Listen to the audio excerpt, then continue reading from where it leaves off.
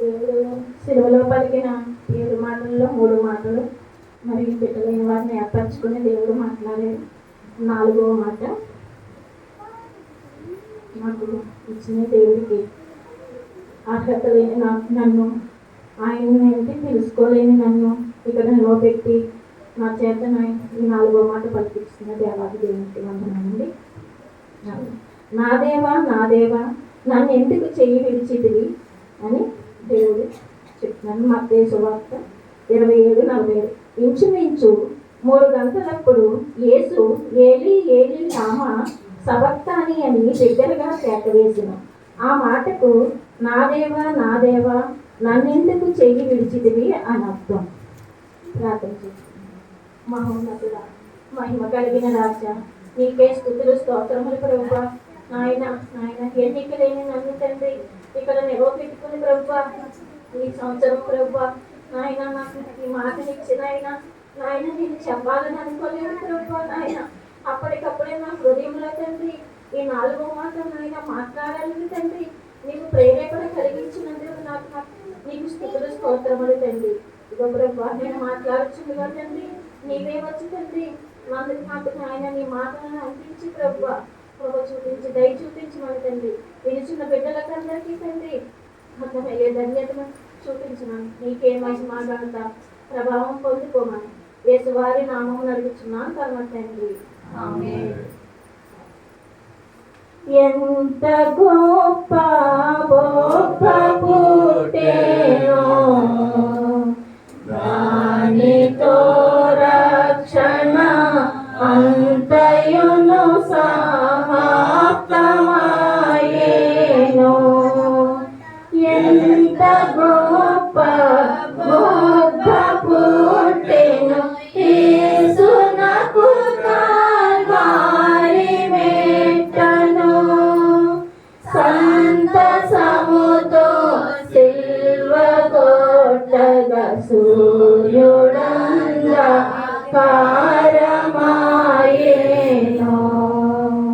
ఎంత గొప్ప గొప్ప పుట్టెనో దానితో రక్షణ అంతయును సమాప్తమాయేను.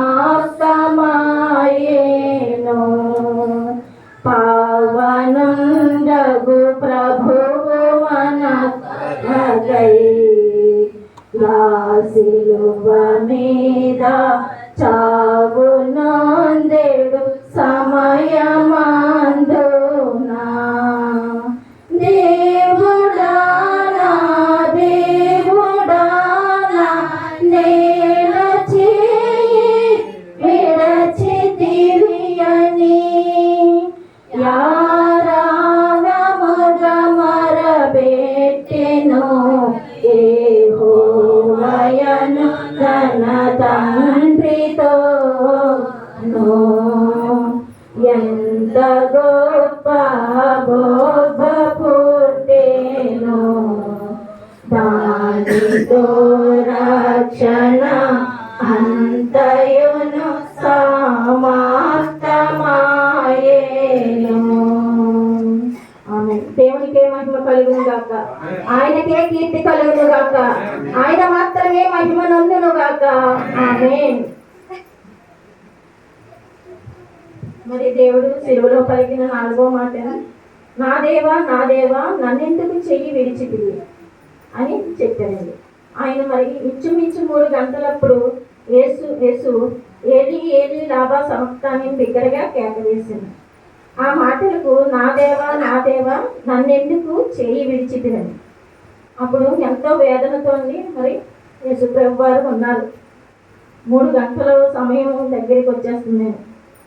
పేతురు నా కోసం ప్రాణం పెట్టారు,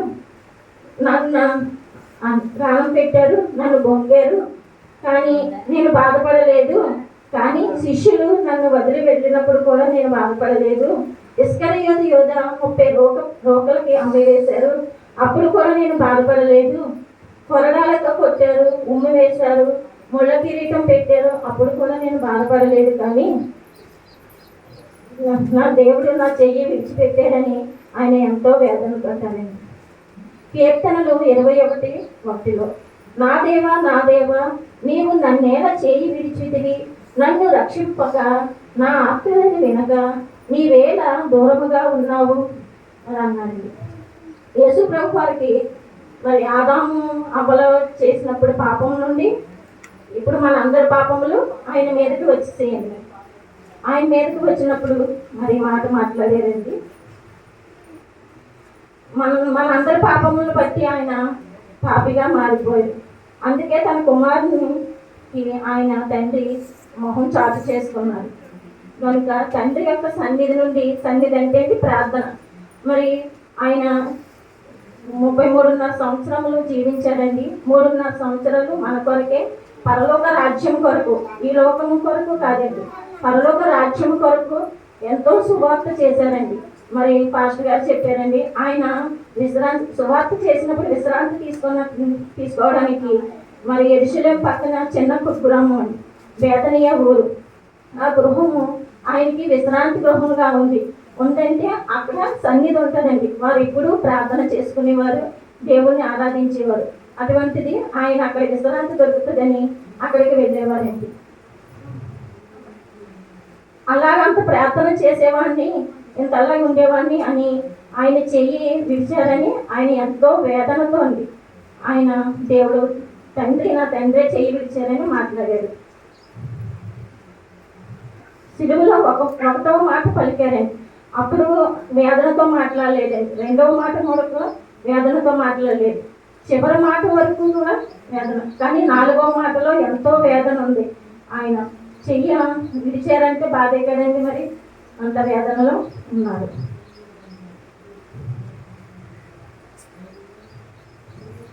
అలాగే యోహాను సువార్త 8:29 నన్ను పంపిన వారు నాకు తోడుగా ఉన్నారు, నేను ఆయనకు ఇష్టమైనవి చేస్తున్నాను కనుక నన్ను ఒంటరిని చేయడు. కానీ మన పాపములు అన్నీ ఆయన మీద వేసుకున్నారు కనుక ఆయన ఇప్పుడు తండ్రి చేయి వదిలిపెట్టారు. అందుకే ఈ ఎడబాటు లోకంలోని అన్ని దోషములను పాపములను ఆయన మీద వేసుకుని ఆయన పాపిగా మారిపోయారు. అందుకే తండ్రి కుమారుని చెయ్యి విడిచిపెట్టారు, కానీ ఎవరిని శ్రమల్లో వదలలేదు. పాత నిబంధనలో చూస్తే అండి, మరి దానియేలు గ్రంథంలో ఉంటుందండి, శద్రకు మేషకు అబ్దెనెగోలకు మరి అక్కడ రాజు విగ్రహానికి మొక్కమన్నప్పుడు వారు మొక్కకున్నారు, నా దేవుడు నా చెయ్యి విడిపడు, మా దగ్గరే ఉంటారు అని, మీ అగ్నిగుణంలో వేసినా పర్వాలేదు అని అన్నారు కదండి. అప్పుడు అగ్నిగుణంలో వేసినప్పుడు అప్పుడు దేవుడు ఆయన అగ్నిగుణంలో ఉన్నప్పుడు విడిచిపెట్టలేదు కదండి, వాళ్ళని రక్షించారు. అలాగే స్టెఫెను కూడా అండి రాళ్ళతో కొట్టారు కదండి, అప్పుడు కూడా దేవుడు వాళ్ళకి తోడుగా ఉన్నారు. కానీ యేసు ప్రభు వారు మరి శిలువ మీద ఉన్నప్పుడు ఆయన ఎంతో వేదనతో నా చెయ్యి విడిచిపెట్టారని ఎంతో వేదనగా నా దేవా నా చెయ్యి అలా విడిచిద్దని అన్నారండి.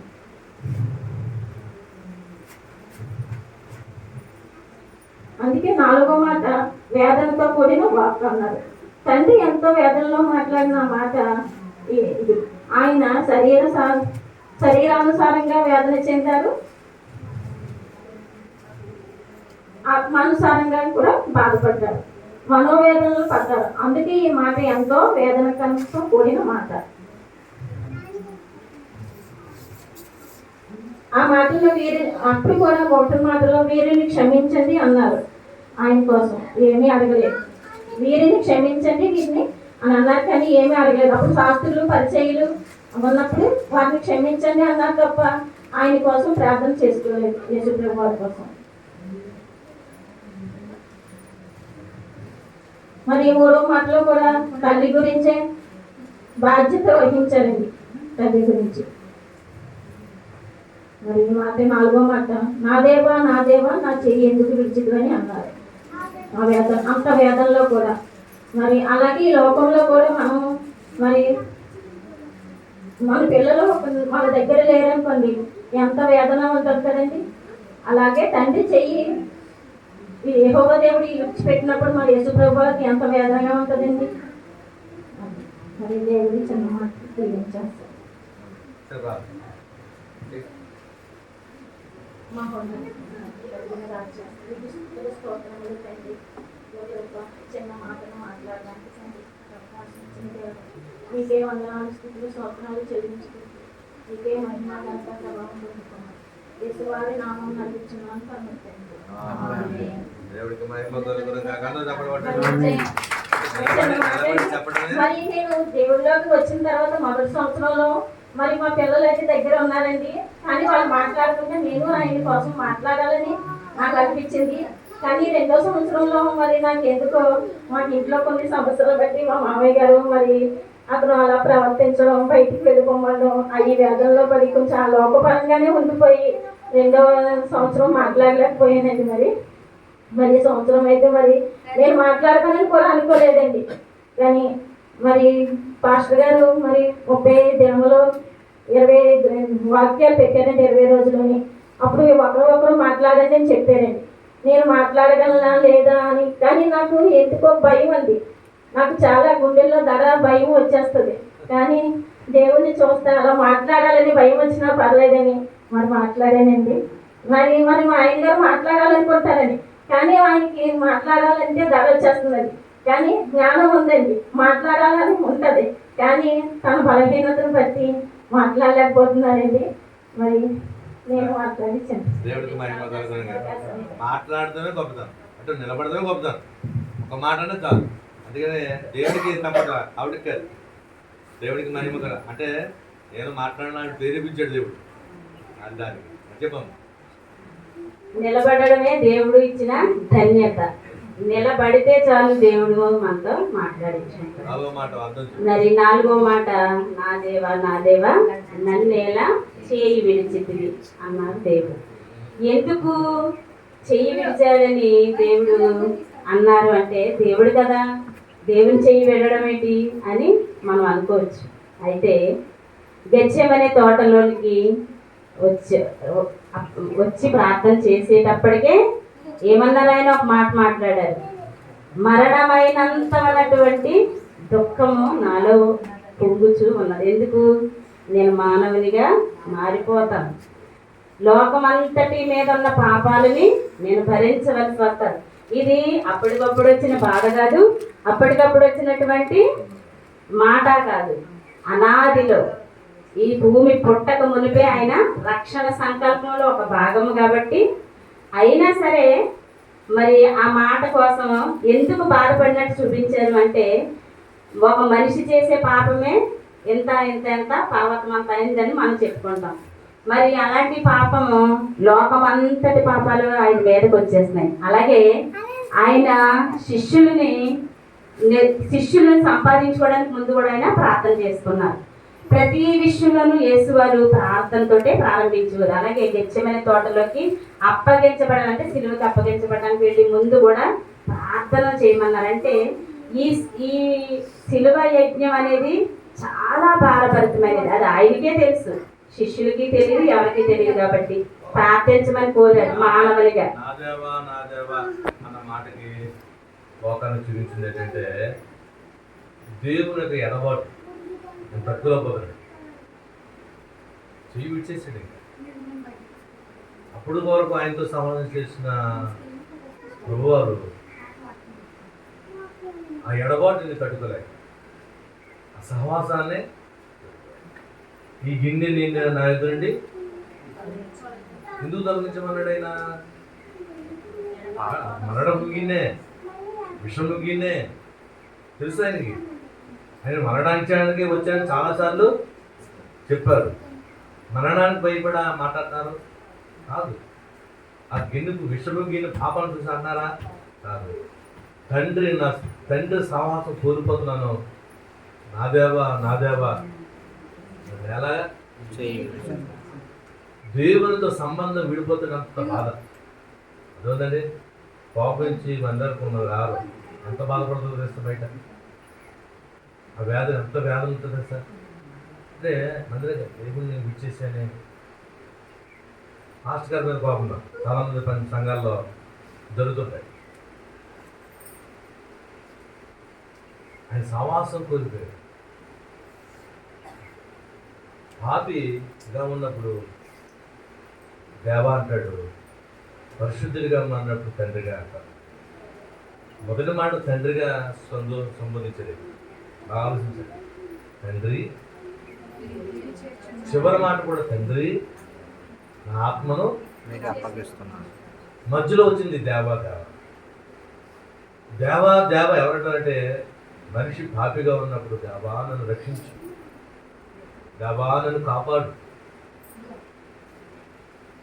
తండ్రి ఎప్పుడంటే ఆయనతో సంబంధం కుదిరినప్పుడు, అంటే పరిశుద్ధుడిగా మారినప్పుడు తండ్రి నీకే వందనాలు ఆయన, తండ్రి నీకు స్తోత్రాలు. ఎందుకు? నీకు సంబంధం వచ్చేసింది, ఆగిపోయి పరిశుద్ధత వచ్చేసింది. ఇప్పుడు చాలా నేర్చుకోవాలి. దేవ అన్న మాటకి తండ్రి అన్న మాటకి తేడా ఏంటంటే, దేవ అనేవాడు ఎవరంటే పాపి, తండ్రి అనేవాడు ఎవరంటే పరిశుద్ధం, దేవునితో సంబంధం కలిగినవాడు.